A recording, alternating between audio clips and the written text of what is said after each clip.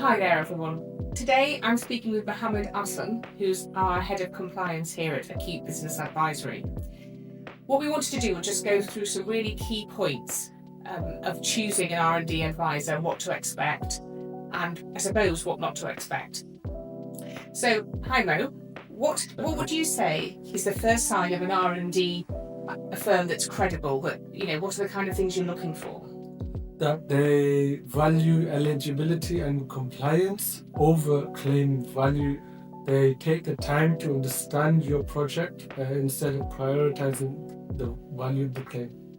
Right, so when you say eligibility, we need to make sure that the activity qualifies. Yeah, that's right. Yeah. HMRC has specific criteria, and you need to make sure that it meets that criteria to be a qualifying project. So we're looking for an advisor that prioritises that in the conversations that they have with you.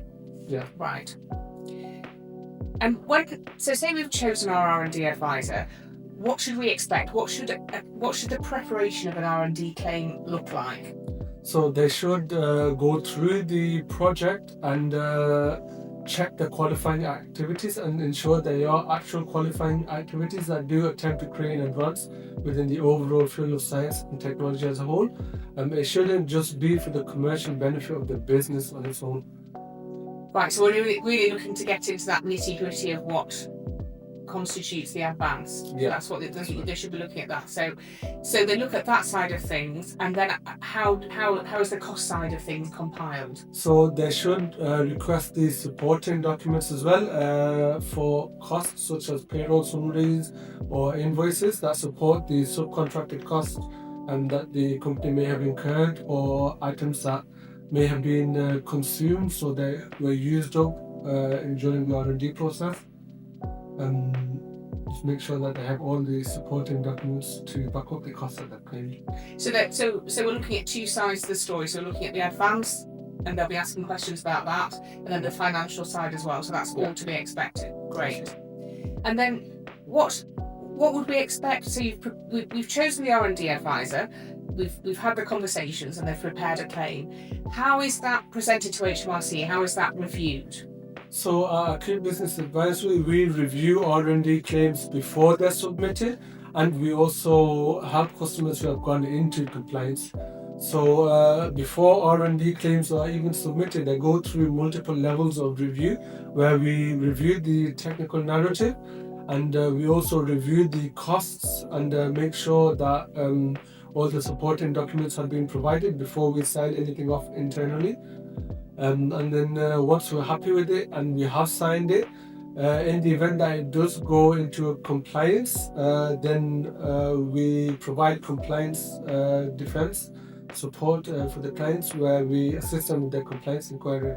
So when you say compliance, that's HMRC asking questions about the claim, isn't it? Yeah, that's right. HMRC wanting to understand more about the project, and they want to try and see if the project did attempt to create an advance within the overall field of science and technology as a whole through the resolution of scientific or technological uncertainty. And that's quite a regular thing, isn't it? It's not necessarily a bad thing if HMRC asks questions. Yeah, it's not a bad thing. They just want to ensure that the right amount of tax relief has been claimed. Okay. And then I suppose we've gone through all the right things. So we've chosen our R&D advisor. We know what to expect from the conversation, and we've sort of got an idea of what's going on behind the scenes with Acute. What are some red flags, if you like? What are some things that an R&D advisor might say that would be an indication they weren't doing it necessarily properly? For example, an R&D red flag could be where they don't take the time to discuss the project, or whether they just do blanket apportionment for costs, or whether they just automatically overestimate expenses. These sort of stuff are red flags. And also, if the R&D advisor hasn't been operating for a long time, that's also a red flag. And I think there are some that make claims to have done thousands of claims when they've only been in business perhaps a few months, as you say, so times that they've been trading. Yeah, that's also a red flag. That's right.